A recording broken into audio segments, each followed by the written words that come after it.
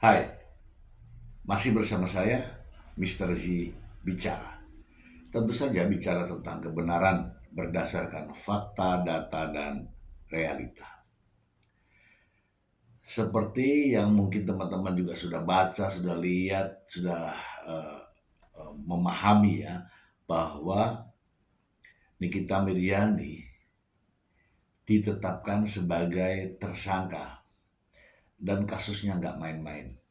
Ini adalah kasus berat. Mengapa? Berat di ancaman hukumannya, yaitu maksimal 20 tahun penjara. Ini ngeri. Ini kasusnya adalah pemerasan dan juga tindak pidana pencucian uang. Saya juga sudah membahasnya ya kemarin ya, bahwa terkait dengan pasal-pasal yang dipersangkakan terhadap Nikita Mirzani, ancamannya di atas 5 tahun.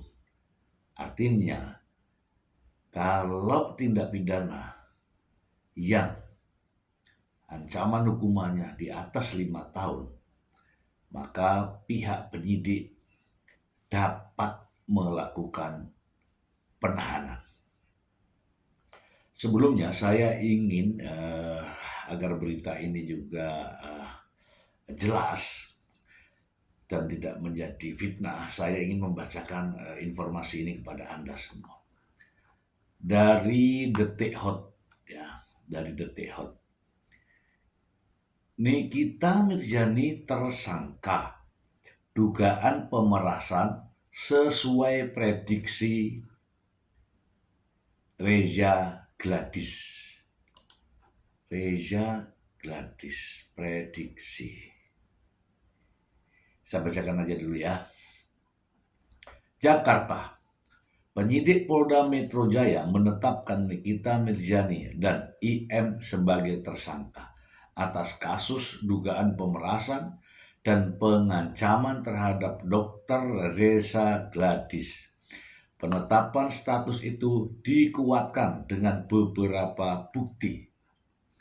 Ada 9 dokumen, yakni bukti transfer uang dari korban, bukti tangkapan layar percakapan, bukti pembayaran untuk cicilan, bukti keterangan transfer pengiriman uang, fotokopi PPJB, tanda bukti pemesanan, kata Kabid Humas Polda Metro Jaya kepada wartawan.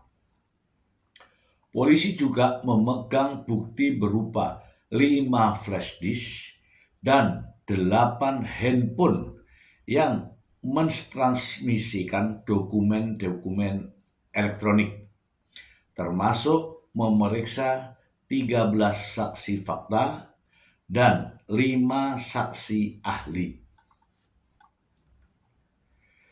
Nikita Mirzani dijerat pasal 27B ayat 2 dan pasal 45 ayat 10 Undang-Undang ITE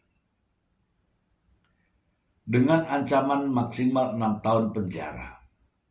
Ibu 3 anak ini juga dijerat dengan pasal 368 KUHP dengan ancaman maksimal 9 tahun penjara. Terakhir, ia dijerat dengan pasal 3 dan pasal 4 Undang-Undang Tindak Pidana Pencucian Uang dengan ancaman maksimal 20 tahun penjara. Nikita Mirzani lewat pengacara Fahmi Bahmid menyebut status tersangka kliennya bukan berarti melakukan tindak pidana karena perlu penafsiran ahli. Tersangka itu bukan berarti melakukan tindak pidana. Ini perbuatan yang memerlukan penafsiran yang benar dari seorang ahli. Gak bisa dong serta-merta ditafsirkan ada perbuatan pidana, ujar Fahmi Bahmid.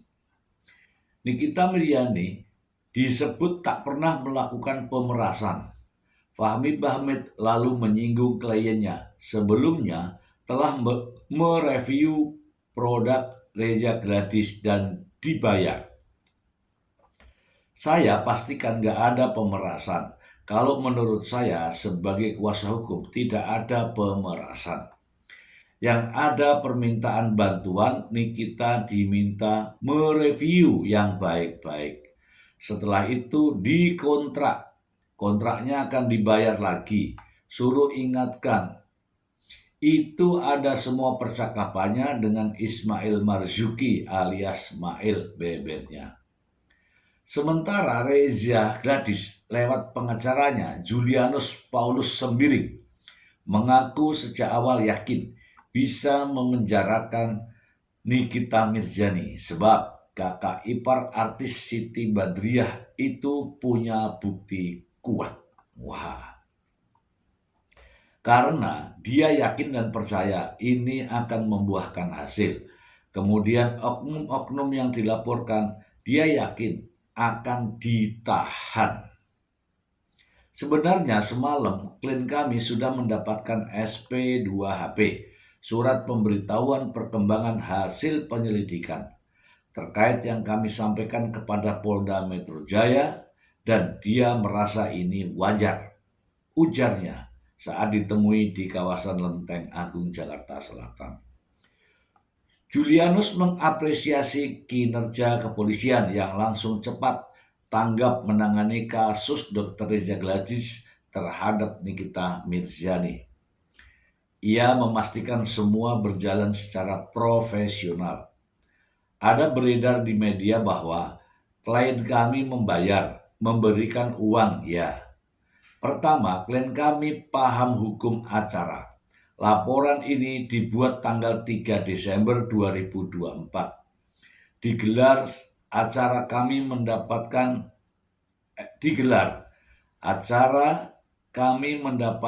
SPDP tanggal 30 Desember. Naik proses gelar perkara 1 bulan, ya. Prosedurnya sudah wajar secara hukum acara. Dalam 1 bulan ini berjalan dipanggil para pihak dalam proses sidik sangat wajar. Tapi kalau ada yang mengatakan penyidik terima uang dan sebagainya itu tidak benar. Klien kami ada prinsip memberikan bukti yang sangat terang benderang, ujarnya. Oke ya teman-teman ya, itu terkait dengan penjelasan ya dari Polda Metro Jaya, dari pengacara Fahmi Bahmid, kemudian dari pengacara Dr. Gladys ya. Begini teman-teman, ada beberapa sudut pandang yang berbeda ya. Kita mulai saja dari Fahmi Bahmid yang mengatakan tidak ada pemerasan.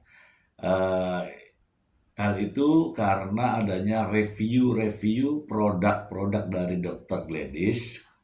Gladys ya, yang sudah dibeli sama Nikita Mirzani. Kemudian Nikita Mirzani dikontrak. Itu versi dari Fahmi Bahmid. Kalau sudah dikontrak, kenapa Dr. Gladys mengadu kan? Nah, kemudian versi polisi bahwa kalau kejadiannya seperti ini, maka Nikita Mirzani telah melakukan perbuatan ya, yang melanggar Undang-Undang ITE, kemudian ada juga pemerasan, ada juga TPPU. Nah, supaya tidak menjadi sesuatu yang bertentangan, yang menetapkan tersangka ini adalah pihak kepolisian, ya, bukan pihak pengacara, ya, bukan pihak korban, tapi yang menetapkan ini adalah pihak kepolisian. Kepolisian atau penyidik dalam menetapkan seseorang menjadi tersangka tentu saja wajib memiliki minimal 2 alat bukti yang sah. 2 alat bukti yang sah menurut KUHP ada keterangan saksi, ada keterangan ahli, ada petunjuk, ada keterangan terdakwa. Ini minimal. Ketika saya sudah baca tadi, ada barang bukti, ada transferan, ya, kemudian ada bukti pembayaran, kemudian ada bukti cicilan. Inilah rangkaian daripada tindak pidana ini. Bukti transferan ini dimaksudkan sebagai TPPU, tindak pidana pencucian uang, menerima transfer, kemudian menarik uang itu adalah bukti tindak pidana pencucian uang.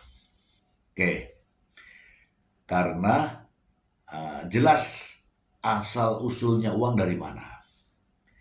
Kemudian adanya kasus ITE yang berkaitan dengan informasi transaksi elektronik, yaitu adanya tangkapan layar. Ya mungkin ada live, ya live itu yang melalui elektronik itu pasti jatuhnya ke ITE. Kemudian ada, saya lihat tadi, ya saya baca ada yang namanya tindak pidana umum ya 368, pemerasan. Ya itu pemerasan itu bunyi pasalnya seperti ini. Barang siapa ya melakukan ancaman dengan kekerasan atau ancaman kekerasan untuk bla bla bla ya, menguntungkan diri sendiri dan sebagainya, itu masuk dalam kategori pengancaman. Namun tadi juga sudah disampaikan ya di sini bahwa Fahmi Bahmid mengatakan tidak ada ancaman. Ancaman itu bisa saja secara fisik, secara verbal maupun non verbal. Jadi tidak harus dengan kekerasan, tetapi ada ancaman. Contohnya begini, awas ya kalau kamu nggak kasih saya, aku sebarkan lo ini. Nah, ini contoh ya. Itu bukan ancaman kekerasan, tetapi ancaman akan disebarkan. Jadi bahasanya ancaman atau ancaman dengan kekerasan. Oke. Tapi kekerasannya bukan kekerasan fisik, tapi kekerasan yang lain. Kemudian bukti adanya transfer jelas itu memberikan gambaran bahwa setelah adanya komunikasi, kemudian terjadilah transaksi, kemudian terjadi transfer uang. Ini versi yang saya bacakan ini ya, versi yang saya bacakan ini. Saya juga mendapatkan informasi terkait penjelasan daripada Nikita Mirzani yang katanya ini adalah tutup mulut 5 miliar. Mulut 5 miliar. Ya, saya bahas saja karena itu sudah diucapkan oleh Nikita Mirzani ya. Namun sebelumnya kita simak terlebih dahulu apa yang diucapkan oleh Nikita Mirzani. Simpel saja tapi bisa kita maknai. Berikut ini. Ya, saya sudah bisa mengambil inti dari apa yang digambarkan oleh Nikita Mirzani ya. Bahwa sebenarnya Nikita Mirzani itu membeli barang tersebut. Dan barang tersebut menurut Nikita Mirzani dibelinya dari e-commerce. Namun ya produk tersebut ya produk daripada barang itu ternyata ada yang aneh menurut Nikita Mirzani. Karena ada yang aneh itu sehingga Nikita Mirzani mereview ya di live-nya ya, atau bahasanya speak up lah. Ya, oke, karena sudah di speak up oleh Nikita Mirzani, maka Dr. Gladys tahu, wah ini produk saya di speak up oleh Nikita Mirzani nih, bahaya ini gitu ya, bisa dijelek-jelekin gitu, artinya bahaya lah. Nah, adalah inisiatif oleh pihak Dokter Gledis, oke, untuk mencari tahu nomor handphone, kemudian berhubungan dan sebagainya. Nah, dari sinilah mulai terjadi komunikasi, kemudian transaksi dan transfer. Sehingga inilah yang dipermasalahkan. Menurut Nikita Mirzani tadi mengatakan bahwa itu sebagai uang tutup mulut. Nah, sekarang masalahnya, apakah ketika sebagai tutup mulut itu tidak memakai uang? Ya, apakah tutup mulut ini secara baik-baik? Ataukah memang ada kesengajaan agar bisa ditutup mulut itu? Atau supaya bisa ditutup mulut itu? Dengan apakah mulut itu ditutup? Oke, kita kesampingkan teman-teman. Jika saja justru Nikita Mirzani mengungkap persoalan ini tanpa ada embel-embel transferan uang, Nikita Mirzani menjadi pahlawan. Menjadi pahlawan, kenapa? Karena ada kejahatan, ada pelanggaran yang Nikita Mirzani laporkan. Tetapi ini dirubah, dibalik. Nih ada pelanggaran nih. Pelanggaran lo akan saya bongkar nih kalau nggak lo tutup mulut gue. Inilah yang menjadi pokok permasalahan. Uang tutup mulut. Uang tutup mulutnya kalau 1 juta, 2 juta mungkin sah-sah saja, wajar lah ya. Tetapi kalau sudah sampai minta 5 miliar, itu yang menurut penyidik sebagai bentuk pemerasan. Dan apabila dilakukan dengan menggunakan elektronik, telepon, atau apapun namanya, itu maksudnya undang-undang ITE. Oke, sampai di sini ya. Kemudian apabila uang itu ditransfer oleh Dr. Gledis bukan ke rekening Nikita Mirzani, tetapi Nikita Mirzani mengarahkan untuk transfer ke rekening lain, kemudian dari nomor lain tadi, dari nomor rekening yang lain tadi, Nikita Mirzani mengambil uang itu atau menyuruh orang lain untuk mengambil uang itu, itulah yang dikatakan sebagai tindak pidana pencucian uang. Karena dari rekening ke rekening kemudian diambil untuk pembayaran, untuk tagihan, untuk cicilan dan sebagainya. Itu masuk dalam kategori pencucian uang.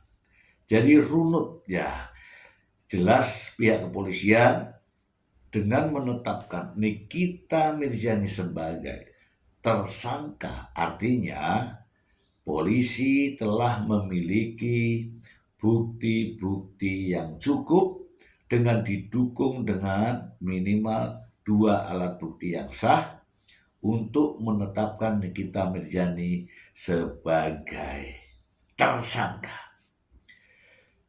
Gitu ya, bulat nggak? Nggak kan? Jadi runut, enak ya.